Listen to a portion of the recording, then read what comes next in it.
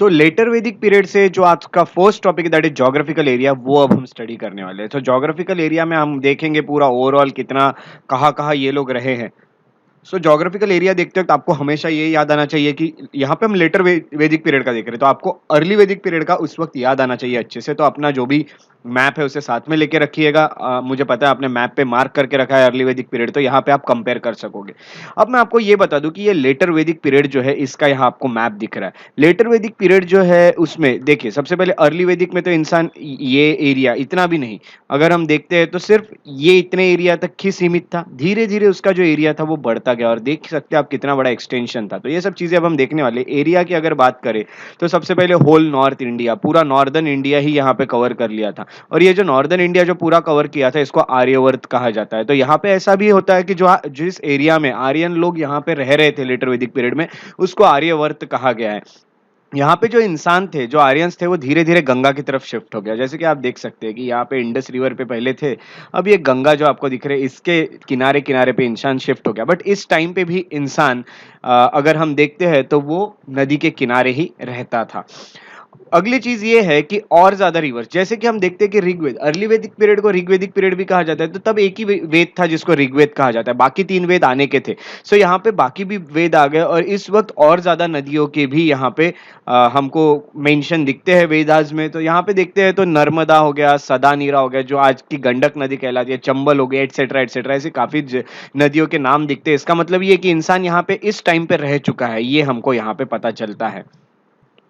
उसके साथ साथ इसके पहले हमने सिर्फ जन देखा था, हमने ये भी देखा था कि अर्ली जो पीरियड था उसमें सिर्फ जन आया था, बट यहाँ पे जनपद आ गया था। जनपद यानी पूरी टेरिटरी आ गई थी। उस वक्त सिर्फ लोगों से ही डिसाइड किया जाता था, अब यहाँ पे जनपद आ गए। जनपद यानी एक तरह से देखेंगे तो यहाँ पे टेरिटरीज डिसाइड होने लग गई। जैसे अगर कुरु ये एक जनपद बनता है तो कुरु में पुरुष और भारत जो है, ये दोनों लोग मिलके, इनके वंश मिलके ये कुरु का पूरा एरिया बनता है। तो ऐसे एरिया बनने लगे, पांचाल बनने लगे, काशी एटसेट्रा एटसेट्रा, ऐसे बहुत सारे जनपद अभी दिखने लगे थे।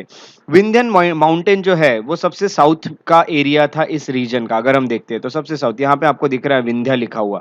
सो ये जो विंध्या लिखा है, जो कि आप जानते हैं कि मध्य प्रदेश के आसपास का एरिया है, पूरा मध्य प्रदेश में विंध्यन रेंजेस।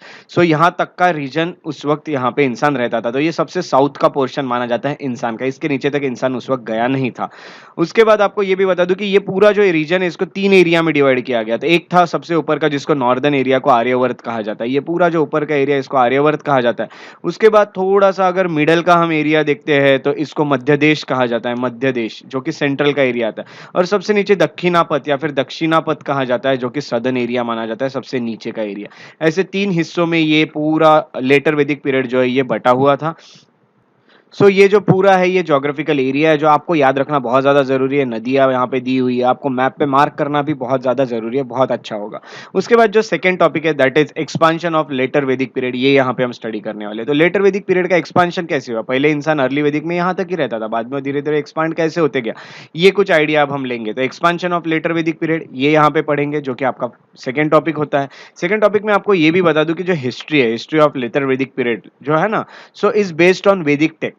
सो ये पूरा यानी यहाँ पे मैं आपको ये बता दूं कि ऋग्वेद जो है ये लिखा गया और इसका ये सोर्स हमें मिलता है अर्ली वैदिक पीरियड का, बट लेटर वैदिक पीरियड के लिए वो वैदिक टेक्स्ट है जो आफ्टर ऋग्वेद लिखे गए। ऋग्वेद के बाद भी काफी सारी चीजें लिखी गई, और यही एक सोर्स ऑफ इंफॉर्मेशन है हमारे लिए जो लेटर वैदिक पीरियड का हमें मिलता है।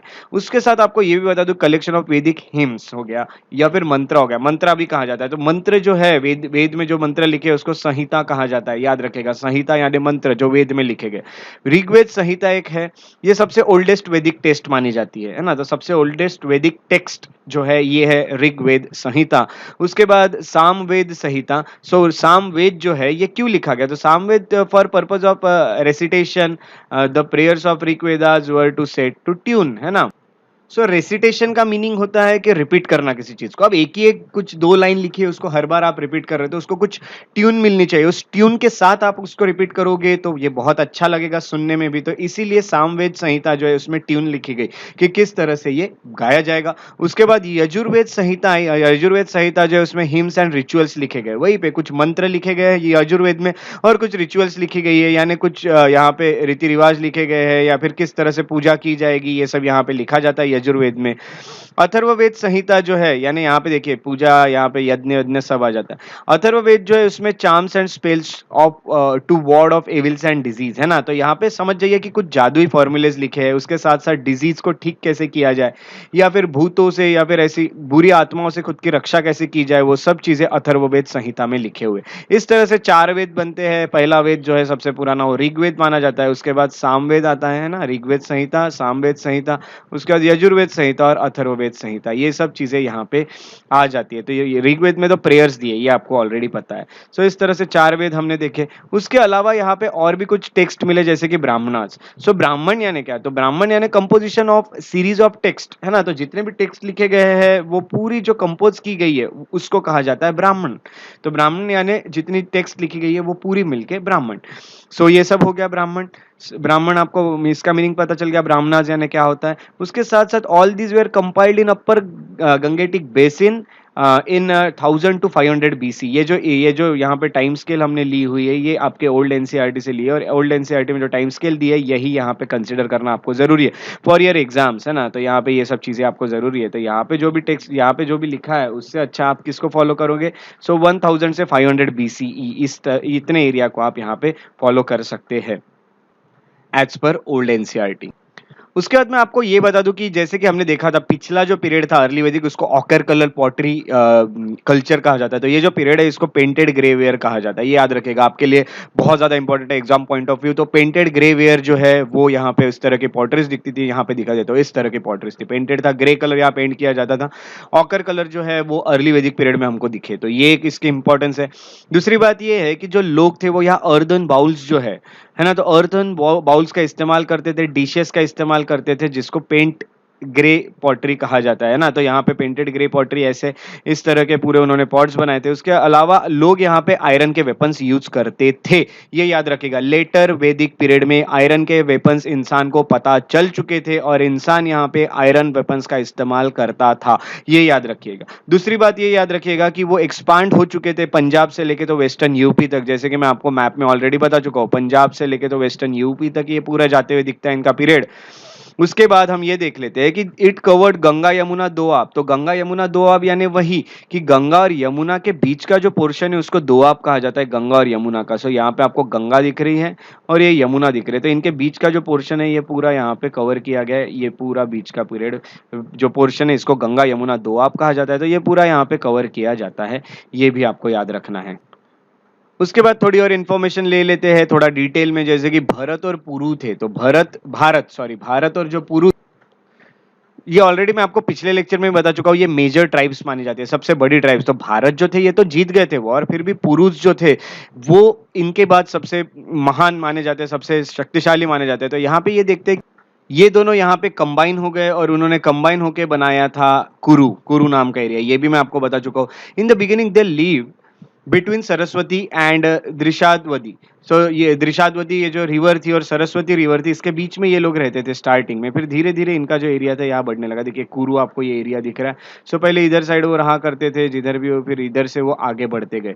सो ये सब चीजें हमको यहाँ पे पता चलती है इनके बारे में। कुरुस जो है दे occupied daily and upper portion of Doab. तो मैं ऑलरेडी आपको बता चुका हूँ, दोआब के ऊपर का पोर्शन और डेली वाला पोर्शन जो है ये कुरु बनता है आज का। ओके, सो यहाँ पे ही ये भारत और ये जो थे ये बने थे। ये एरिया को कुरुक्षेत्र भी कहा जाता है या फिर लैंड ऑफ कुरुज भी कहा जाता है। Gradually they coalesced with Panchalas. तो कोआलेस्ट यानी वही कि इनके साथ भी आके मिल गए, तो पांचालास के साथ भी मिल गए, यानी कुरुक्षेत्र जो है वो कुरु जो है वो पुरु और भारत को मिलके बना। उसके बाद पांचाल के साथ भी मिल गए। इस तरह से ये रीजन धीरे धीरे धीरे धीरे एक्सपांड होते गया। देख रहे हैं आप, पांचाल है, कुरु तक आ गए, फिर पांचाल तक आ गए। तो ये ऐसे धीरे धीरे आगे बढ़ते रहे, ये चीजें हमको यहाँ पे पता चलती है। उनको मिडल पोर्शन जो है दोआब का वो मिलने लगा इसके बाद, है ना। पांचाल के साथ देखिए पहले ये जो दोआब है इसके ऊपर के पोर्शन पे आ गए, फिर इसके मिडल के पोर्शन पे पांचाल के साथ वो लोग पहुंच गए इस दोआब के। तो दो नदियों के बीच का एरिया यानी दोआब। उसके अलावा मैं आपको ये भी बता दूं, जो अथॉरिटी है, अथॉरिटी जो है कुरु पांचाल की, वो दिल्ली के ऊपर and upper and middle part of Doab पे बन गई थी, है ना। तो दिल्ली पे आई उसके साथ-साथ अब कहाँ तक फैल गए? यहाँ पे है, दिल्ली साइड में है, पांचाल में है, तो इस तरह से ये बढ़ने लगे, तो इनका एरिया जो है वो एक्सपांड होने लगा धीरे-धीरे और इनका जो कैपिटल था वो हस्तिनापुर जो है, जो मेरठ में आता है, वहाँ पे इनका कैपिटल बन गया। हस्तिनापुर का नाम आपने सुना है, मुझे पता है कहाँ सुना है, महाभारत में आपने हस्तिनापुर का नाम सुना हुआ है। सो आपको ये कोई नई कहानी नहीं है हस्तिनापुर वाली। सो इसी वक़्त एक एपिक जिसका नाम है महाभारत, ये यहाँ पे लिखा गया। और ये जो महाभारत था, इसमें आपको बता दूँ कि अराउंड 950 बीसी के टाइम पे ये महाभारत लिखा गया था। महाभारत जो लिखा गया था उसमें ये लिखा है कौरवाज और पांडवाज के बीच का होने वाला युद्ध, ये दिखाया गया है महाभारत में। और यहाँ पे ये भी बता दूँ कि दोनों भी कहाँ के थे, तो दोनों कुरु क्लैन के हुआ करते थे। तो ये जो कुरु है, ये कुरु एरिया के ही दोनों थे, जहाँ पे एक पांडव थे और एक कौरव थे और इनके बीच का युद्ध जो है वो महाभारत में दिखाया गया है। और एज़ अ रिज़ल्ट कुरु क्लैन जो है ये पूरा खत्म ही हो गया बाद में। आपने देखा युद्ध में जीत जाते हैं जो पांडव होते हैं, वो कौरव तो वहीं पे खत्म हो जाते हैं और धीरे-धीरे पांडव भी राज्य नहीं कर सके। आपने महाभारत की आपको कथाएँ तो पता ही है। सो पांडव को भी वो राज्य नहीं मिल सका था, तो जो कुरु क्लैन था वो पूरी तरह ही खत्म हो गया, पूरी तरह ही वाइप्ड आउट हो गया था। सो ये एक महाभारत जो है ग्रंथ है इसी टाइम पे लिखा गया। उसके साथ-साथ रामायण यहाँ पे लिखा गया। यहाँ पे अगर हम देखते हैं तो रामायण, महाभारत ये दोनों ऐसे ग्रंथ माने गए जो कि बहुत पुराने एक तरह के ग्रंथ है, जिसको हम एपिक कहते हैं। एपिक यानी महाकाव्य। महाभारत और रामायण ये एक महाकाव्य है ये दोनों। तो इसमें आपको ये भी बता दूँ कि जो महाभारत है ये वेदव्यास ने लिखा था और जो रामायण है वो वाल्मीकि जी ने लिखा था। तो ये दोनों यहाँ पे लिखे गए हैं। बट सबसे पहले आपको ये भी बता दूँ कि महाभारत के पहले भी रामायण लिखा गया, इसलिए इसको आदि काव्य भी कहा जाता है। तो महाभारत के पहले रामायण भी लिखा गया था। सो इसी टाइम की बातें हैं कि ये सब ग्रंथ यहाँ पे लिखे गए, ये सब यहाँ महाकाव्य लिखे गए। सो ये चीज़ें बहुत ज़्यादा इम्पोर्टेंट हमें कुछ जितनी भी एक तरह से हम देखते हैं तो उस टाइम की जो सोसाइटी है या उस टाइम का जो भी चीज़ है इसका पूरा हमें जानकारी देती है। सो महाभारत जो है ये एक बहुत बड़ी किताब है और इसी का छोटा-सा हिस्सा बनता है भगवद गीता। तो भगवद गीता सिर्फ़ कन्वर्सेशन है एक श्री कृष्ण और अर्जुन या फिर सिर्फ़ वॉर के टाइम के, तो ये चीज़ें होती है। तो महाभारत ओवरऑल पूरा है। सो ऐसे महाकाव्य इस वक़्त लिखे गए। उसके बाद मैं आपको ये भी बता दूँ कि यहाँ पे जैसे कि हड़प्पा के टाइम पे हमें दिखता था कि बर्न्ड ब्रिक्स का इस्तेमाल होता था घर बनाने के लिए। यहाँ पे कहीं भी बर्न्ड ब्रिक का इस्तेमाल होते हुए नहीं दिखा है। उसके साथ-साथ मड के स्ट्रक्चर्स जो है वो यहाँ पे यूज़ करते थे ये लोग घर बनाने के लिए। घर बनाने के लिए इनके घर जो होंगे वो मिट्टी के बने हुए घर होंगे, एक तरह से मड के घर होंगे। तो ये लोग कहीं भी अगर हम देखते हैं, सो इन लोगों के घर हमें बहुत ज़्यादा कोई पक्के ईंटों के बने हुए नहीं दिखते हैं। हस्तिनापुर जो था, यहाँ पे फ्लड आ गया और ये पूरी तरह खत्म हो गया हस्तिनापुर, ये हमें इन्फॉर्मेशन मिलती है।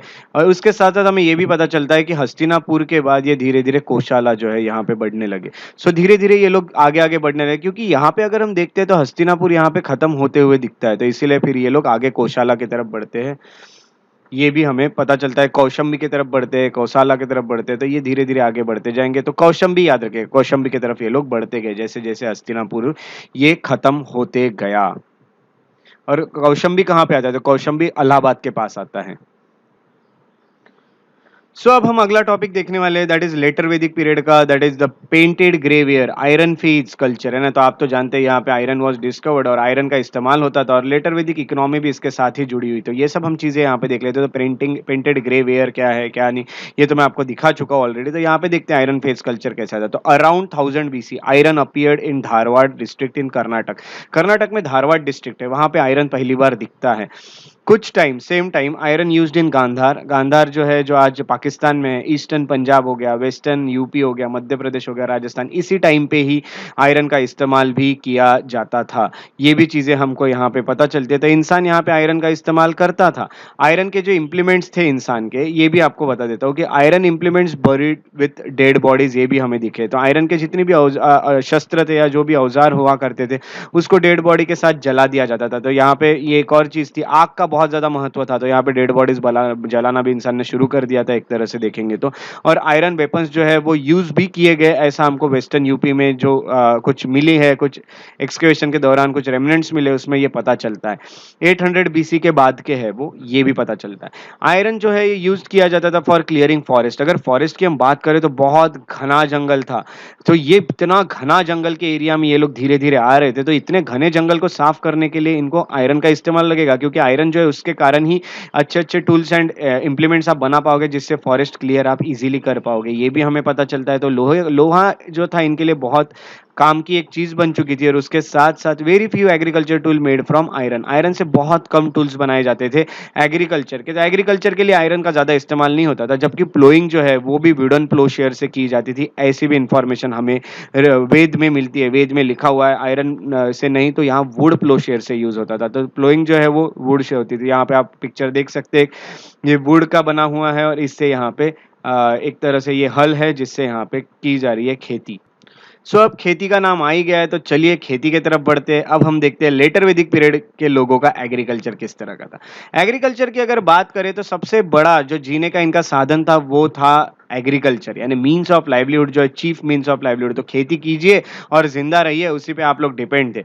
प्लोइंग जो है it was done with the help of wooden ploughshare, ये भी मैं आपको बता चुका हूँ। उसके साथ साथ मैं आपको ये भी बता दूं, नॉट इनफ बुलक्स, इनके पास बुलक्स जो है, बैल जो है, ये ज्यादा नहीं थे, क्योंकि यहाँ पे ये लोग बलि चढ़ाते थे बैलों की। तो ये सब चीजें चलती है, बट कम थे, बट यहाँ पे ये सब किया जाता था। उसके साथ साथ मैं आपको ये इन्फॉर्मेशन दे दूं कि जनक जो है और जो बलराम है उनको प्लो के साथ दिखाया। ऐसा माना जाता है कि जो जनक राजा थे, जो सीता के पिताजी माना जाते हैं, या फिर राम जी जो थे उनके ससुर माने जाते हैं, जनक। जनक ये राजा होके भी ऐसा पता चलता है कि वो भी, उन्होंने भी थोड़ा सा अपना हाथ बटाया था यहाँ खेती करते वक्त। जनक ने भी शायद ये सब किया है, ऐसे हमें इन्फॉर्मेशन मिलती है। तो बड़े बड़े जो लोग थे वो भी कुछ टाइम तक खेती से जुड़े हुए थे, वो बिल्कुल डरते नहीं थे नॉर्मल लोगों के साथ आके खेती करने में। ये सब भी बहुत अच्छे एग्जाम्पल हमें मिलते हैं। उसके साथ साथ बलराम जो कि श्री कृष्ण के भाई है, बलराम के जो है उनका भी मेन जो ये है इम्प्लीमेंट जो, या मेन जो टूल था उनका बलराम का, वो हल है। हल जो है ये यही चीज दर्शाता है कि ये बड़े बड़े जितने भी लोग भी होंगे, जो राजा भी होंगे, वो भी कहीं ना कहीं खेती से जुड़े हुए थे। बट धीरे धीरे प्लोइंग जो है ये प्रोहिबिट कर दी गई फॉर अपर वर्नास। तो बड़े जो वर्ण के लोग थे उनको धीरे धीरे प्लोइंग जो है ये करने से रोक दिया गया। बट यहाँ पे कुछ एग्जाम्पल हमें पहले के दिखे। उसके साथ साथ यहाँ पे सेटल्ड लाइफ जो थी ये बहुत दिखती है इस टाइम पे, यानी पहले इंसान यहाँ से वहां घूमते रहता था, अभी एक सेटल्ड लाइफ यहाँ पे जीने लगा इंसान। पीजेंट जो था वो कुछ बहुत ज्यादा प्रोड्यूस नहीं कर, क्योंकि पीजेंट्स यहाँ बाकी एक्टिविटीज में भी एंगेज रहते थे। तो इसीलिए बहुत ज्यादा टाउन की जो बढ़ना था, टाउन का जो डेवलपमेंट होना था वो यहाँ नहीं हुआ। यहाँ पे भी कुछ जैसे अर्बन, बहुत हड़प्पा में जैसा अर्बनाइजेशन था वैसा नहीं था, यहाँ भी टाउन्स ही थे, बट टाउन्स का भी विकास बहुत अच्छा नहीं हो पाया। बार्ले जो है, बार्ले को इस वक्त इंसान प्रोड्यूस किया करता था, ऐसे भी हमें यहाँ पे कुछ एविडेंसेस मिलते हैं। राइस एंड व्हीट जो है वो इंसान का चीफ क्रॉप रहते थे। या चावल हो गया और जो गेहूं हो गई, ये इंसान इस वक्त इसकी जो फसलें है वो लिया करता था। उसके साथ साथ व्हीट जो है ये मेनली पंजाब और वेस्टर्न यूपी में बनाया जाता था।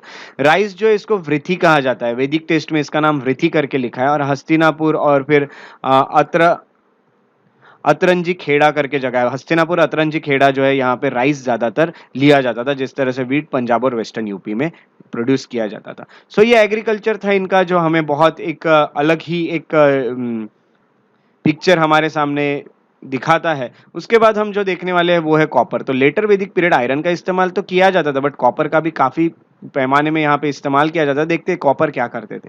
फैमिलियर विद कॉपर, तो कॉपर से इंसान का पहले से ताल्लुक है, पहले से नाता है, जब से वो इंसान चालकोलिथिक एज में था। तो ये लोग कॉपर के भी फैमिलियर थे ही।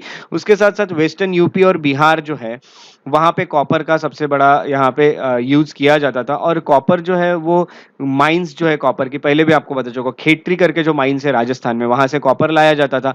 और यहाँ पे फर्स्ट मेटल जो है वो वैदिक पीपल ने जो यूज किया था वो कॉपर ही है, जैसे कि आप सब जानते हैं।